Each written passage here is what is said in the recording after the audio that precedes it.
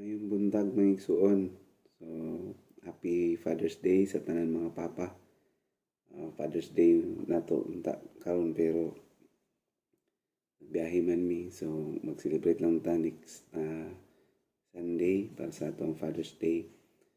So, salamat sa Ginoo kay naa na pud ta karon sa atong panimbahon, and before ta magsugod sa ato ang sharing, ato ang basahon ng pulong sa Ginoo. Nanindog ta basahon pulong sa Ginoo nga naa sa Ecclesiastes chapter 3 verses 1 padulong sa 8. To everything there is a season, a time for every purpose under heaven, a time to be born and a time to die, a time to plant and a time to pluck what is planted, a time to kill and a time to heal, a time to break